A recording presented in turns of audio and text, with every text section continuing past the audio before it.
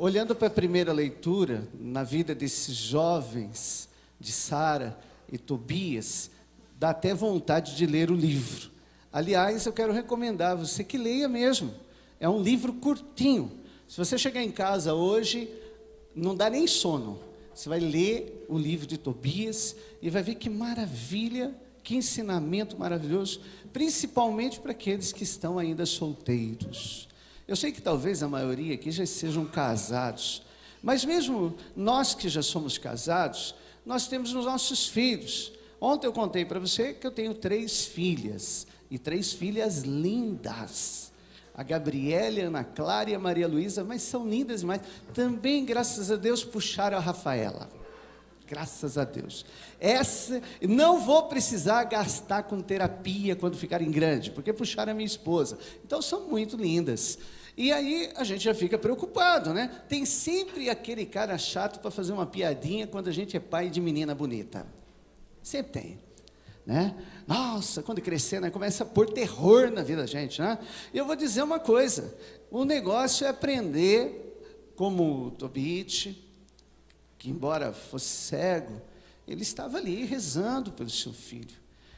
E assim também como os pais da Sara, a mãe da Sara, que rezava muito por ela, sabe, é um ensinamento para nós pais, de desde pequenininho, já começar a rezar por esses filhos, consagrando essa sua menina, consagrando esse seu menino para Deus, consagrando para que tenha boas amizades, para que sejam anjos que caminhem com eles, consagrando os seus filhos para que possam encontrar um homem de Deus, uma mulher de Deus, para poderem se casar e que não se machuquem por aí, porque só quem se machucou por aí sabe do que eu estou falando. Quem sabe hoje você, graças a Deus, encontrou o seu Tobias e que foi cura para você, encontrou a sua Sara e que tem sido cura para você, mas quando você olha para trás, quantas feridas você não carregou nos seus relacionamentos? Na história do Tobias e da Sara também era assim. A Sara que tentou casar várias vezes e todos eles morriam. O Tobias que vivia a sua solidão, até que encontrou aquele anjo, o anjo Rafael, que não só ajudou ele a encontrar a cura para a sua solidão, levando ele até Sara, mas também ajudou ele a encontrar a cura para o pai que ele tanto amava, o pai que era cego, e que por intervenção do anjo da cura, do anjo Rafael, esse pai voltou a enxergar. Irmãos, consagrar os nossos filhos para que os anjos cuidem deles. Os anjos estão aí e querem nos ajudar a cuidar dos nossos filhos. Os anjos são providências na nossa vida. Toda providência foi desejada por Deus há muito tempo.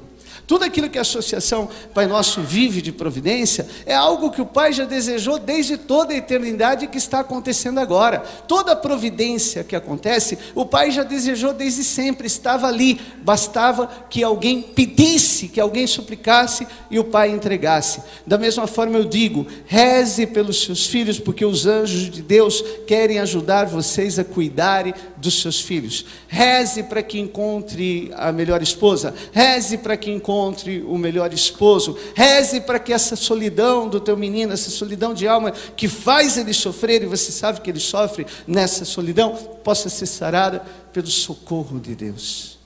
Tem uma oração que a gente não ensina mais para as crianças, deveria ensinar. Você eu sei que ensina. Caiu no desuso, parece, né? Foi uma das primeiras orações que minha mãe me ensinou. Minha mãe é minha grande catequista, que é aquela oração assim, ó, se você sabe, reza comigo. Santo anjo do Senhor, meu zeloso guardador, se a ti me confiou a piedade divina, sempre me rege, me guarde, me governe, me ilumine. Amém. Para que Deus poupe de todo sofrimento. Quanto sofrimento às vezes a gente encontra, né? Não faz muito tempo que eu conversava com uma jovem, rezava com essa jovem, e a dor dela era qual? Ó, vê se você conhece uma história parecida. A dor dela é que ela tinha namorado cerca de 9 anos, é tempo, hein? 9 anos namorando, e de repente o rapaz largou dela. E tudo aquilo que ela já tinha vivido, e algumas coisas que ela viveu antes da hora, isso é terrível, né? O bonito do livro de Tobias também, né, padre? É que mostra que é bonito esperar. O Tobias era casto, o Tobias era virgem quando se casou. E na hora que ele se casa, em vez de ele consumar o ato que era lícito, ele estava casando diante de Deus, não, ele pede para Sara, vamos esperar mais 3 dias em oração. Então é um exemplo bonito de castidade esse livro de Tobias. Mas essa moça, e é claro, como tudo marca muito com a mulher, você imagina as feridas profundas que ela carregava, além de ter vivido uma vida de casada antes do tempo com esse rapaz. Então todo o sofrimento que ela estava vivendo, de ter se entregado para a pessoa errada. E uma das coisas que ela dizia era, agora ele encontrou-se com outra, eu tinha esperança que ele largasse daquela outra, e estou sabendo que está noivo, em menos de 1 ano vai se casar. Imagina a revolta dela. Mas por trás de toda essa revolta havia uma dor maior que você consegue entender comigo. Imagina você plantar no fundo do seu quintal uma árvore, uma plantinha, e deixá-la crescer por 9 anos. Que tamanho fica isso? Dá frutos eternos. 9 anos lá no quintal, dá sombra. E daí de repente você vai lá e arranca aquilo. O que fica ali? Um buraco.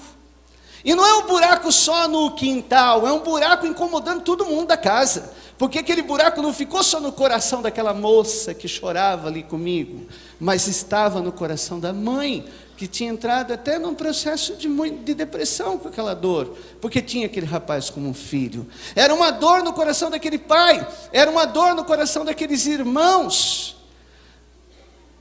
O namoro envolve todo mundo da casa. 9 anos junto, depois arranca.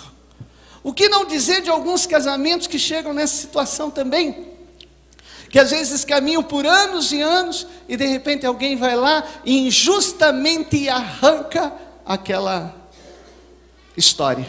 Ali fica um buraco. E para sarar esse buraco, tem que clamar a misericórdia de Deus. Alguém vai dizer assim, o tempo não cura nada não, irmão. O tempo ajuda a gente a jogar as coisas debaixo do tapete. O tempo ajuda a gente a tampar os buracos e disfarçar. Só Deus cura. A distância, não, pode mandar para o Japão. Pode falar para essa moça, está aqui a sua passagem, você vai morar em Tóquio de hoje em diante. Ela vai para Tóquio com aquele buraco dentro dela.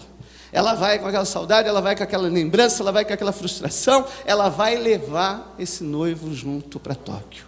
Não é a distância que cura, o que cura é Deus, é a graça de Deus.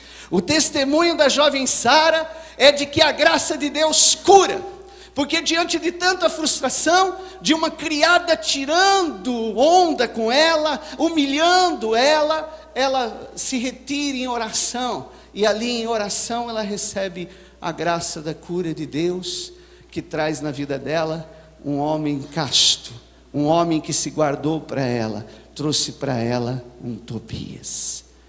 Deus há de trazer na sua vida uma Sara. Deus há de trazer na sua vida um Tobias, desde que você saiba esperar em Deus. Deus há de trazer na vida dessa tua filha amada um Tobias. Deus há de trazer na vida desse teu filho amado uma Sara, uma mulher de Deus, um homem de Deus, desde que você permaneça de joelhos e reze pelos seus. Pai, é preciso rezar pelos nossos filhos. Olha aí para quem está do lado, dá um sorriso e fala, vamos rezar pelos nossos filhos, sempre, sempre mais. O salmo de hoje nos reafirma isso, né? Até diz que o anjo do Senhor está acampado ao redor dos que o temem, que um anjo do Senhor esteja na minha casa. Estende a mão para o lado da sua casa, estende a mão e diga assim com muita fé, meu Senhor e meu Deus, te consagro minha família, te consagro os meus filhos, Fala o nome deles, vai consagrando a Deus. Eu consagro a Gabriele, eu consagro a Ana Clara, eu consagro a Maria Luísa. Peço mesmo, meu Senhor, acampe, coloque anjos acampados ao redor das minhas filhas, ao redor dos filhos de cada um aqui. Coloque anjos acampados, cuidando, protegendo, guardando, livrando do mal, livrando da má companhia. Coloque seus anjos acampados, meu Senhor. Amém. Amém. Fala, bate no seu peito e fala: o refúgio da minha família vem do Senhor.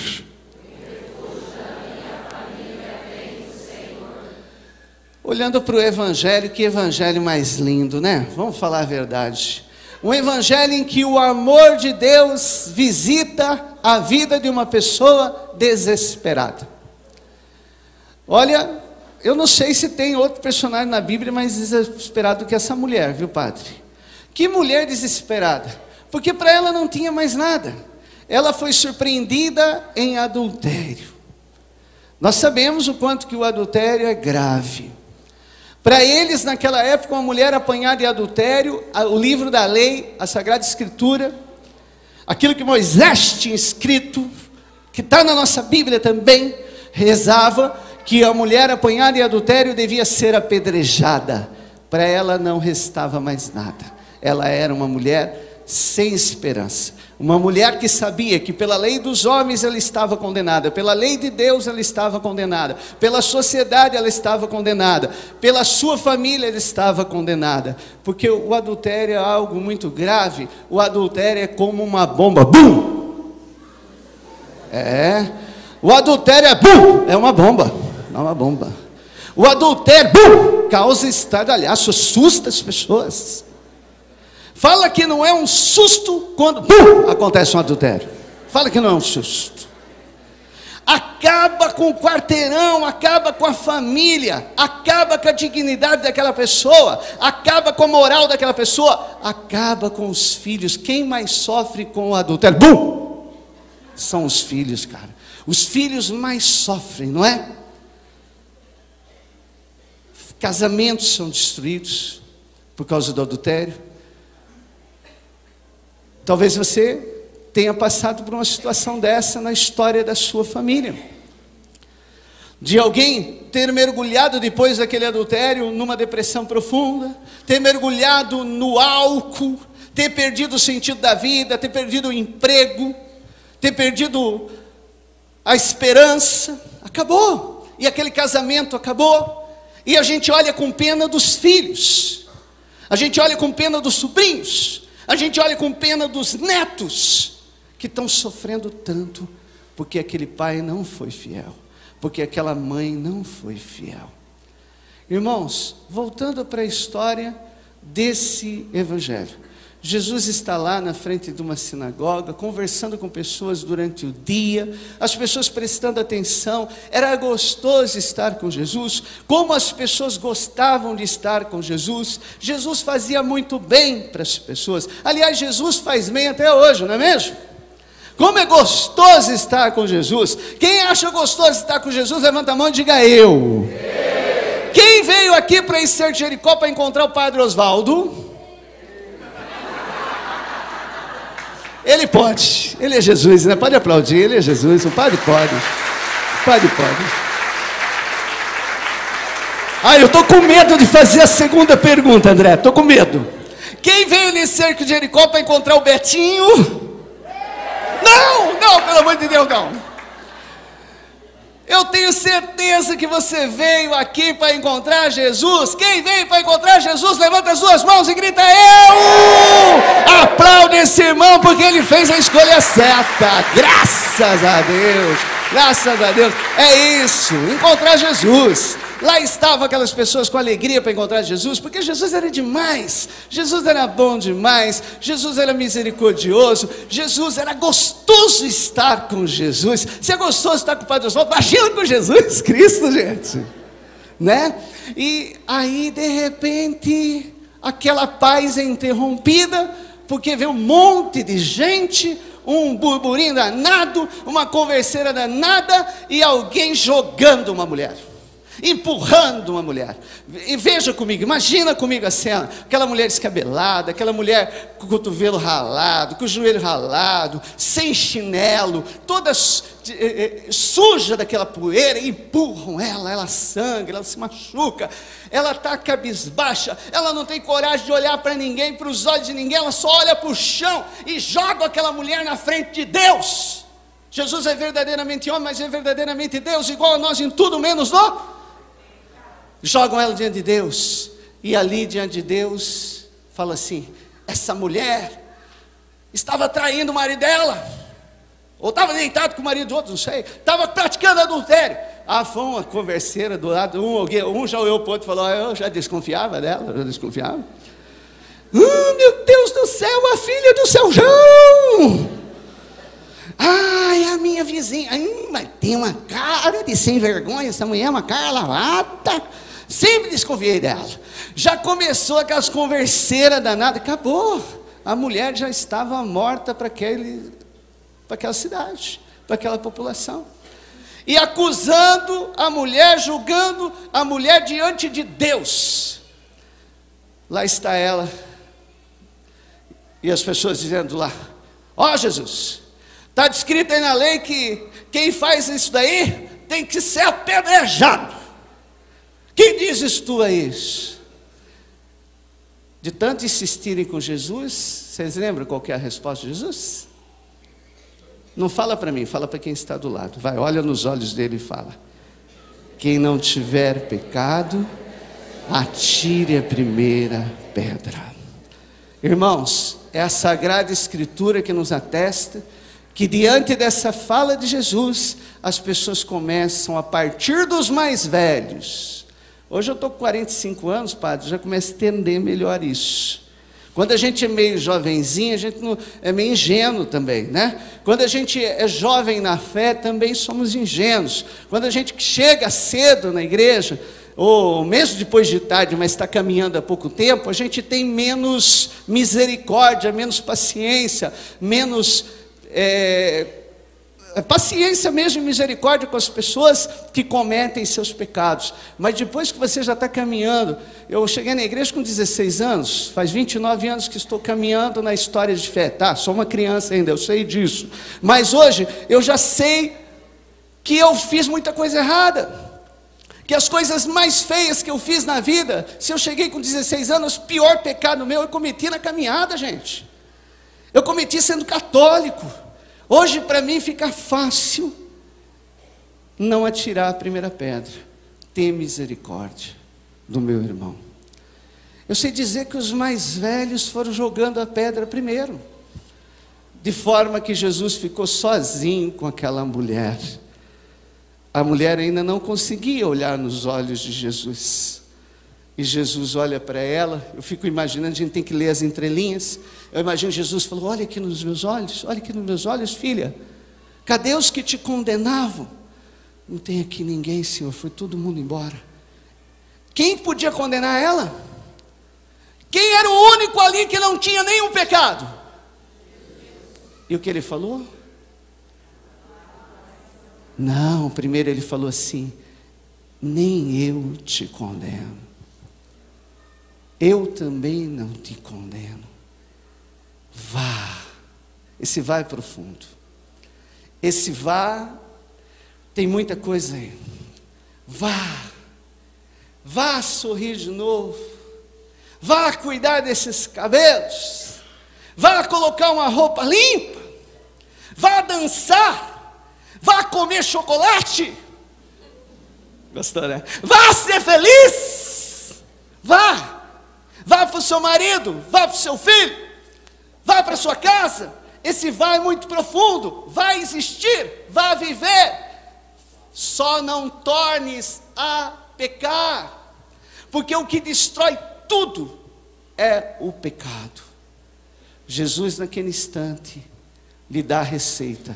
Você pode fazer o que quiser, você só não pode pecar. Bate no seu peito e fala comigo, tudo me é permitido. Mas nem tudo me convém. Olha para os olhos de quem está do lado e fala, tudo te é permitido. mas nem tudo te convém. Irmãos e irmãs, o pecado é uma bomba. Numa situação terrível dessa, que dilacera, que estraçalha, olha aqui para mim, deixa eu controlar os seus olhos, que arrebenta com uma família, e não é uma situação fácil de resolver, porque é uma situação de traição, é uma situação de adultério. Jesus vai dizer que o melhor remédio é perdoar. Então eu começo a entender que na graça da misericórdia, que na ótica do perdão, que na ótica da graça, há remédio para tudo. Graças a Deus, o que quer que tenha acontecido dentro da sua casa, não tem essa dimensão. E mesmo que tenha essa dimensão, Jesus está dando a receita para a restauração do teu casamento. Perdoa, minha filha. Perdoa, meu filho. Perdoa esse pai. Perdoa essa mãe. Perdoa esse filho. Eu não sei qual é a situação que está machucando lá, qual é a bomba que explodiu. Não vou assustar você. Bum! Não vou. Viu? Não sei qual foi. Bum! Não sei qual que foi a bomba que estourou lá. Mas sei dizer o seguinte, que isso daí está ferindo, está machucando. Irmão, é preciso olhar com olhar de misericórdia para encontrar a solução para isso. Seja uma situação financeira que está dividindo, esse desemprego, esse negócio mal conduzido, mas eu falei para ele, Betinho, eu falei para ele não fazer isso, foi lá o teimoso e fez, mas daí agora já fez, o que vai fazer?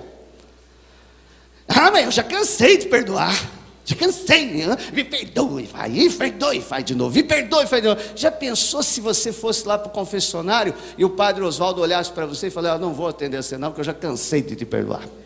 Já pensou? Não. O perdão é dado para quem não merece. O perdão é dado numa situação assim injusta mesmo, para quem não merece. Eu sei que você vai falar assim, mas ele faz sempre a mesma coisa, Mas é assim que é dado o perdão, para quem sempre faz a mesma coisa. E a ferida que dói, né? Porque não tem ferida que dói mais do que aqueles que estão próximos. Se for então carne da mesma carne, sangue no mesmo sangue, aí dói mais, né? Meu Deus do céu. Quando é alguém que você colocou confiança, quando é um amigo, quando é alguém próximo que aprontou com você, aí dói mais. Já pensou se é o próprio filho? Se é o próprio marido? Se é a própria esposa? Mas é preciso encontrar a cura e a saída para isso, e é sempre no olhar de misericórdia. Se Jesus puder entrar nessa situação, essa ferida vai ser sarada, vai ser curada. Feche seus olhos um instante. Eu quero que você pense como que está lá na sua casa.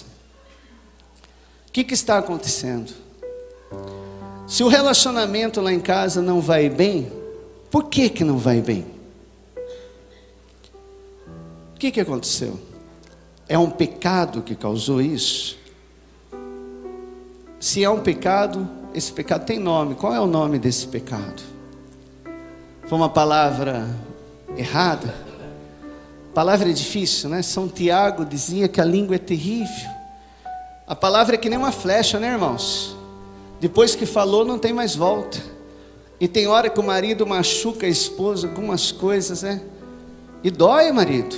Com a sua sinceridade, ela na verdade não estava querendo escutar tudo aquilo e você falou, né, cara? Pelo amor de Deus, você falou. E agora não volta mais. A palavra já saiu, já foi proferida. A palavra é que nem flecha, saiu, vai. Atinge qualquer coisa lá na frente e machuca. Mas não volta mais. E aí, de repente, ela falou isso para você. E você se sente humilhado. Ele falou isso para você. E você está se sentindo a pessoa mais feia do mundo. Está se sentindo a pessoa mais desprezível do mundo. Como que está o teu relacionamento com o teu marido?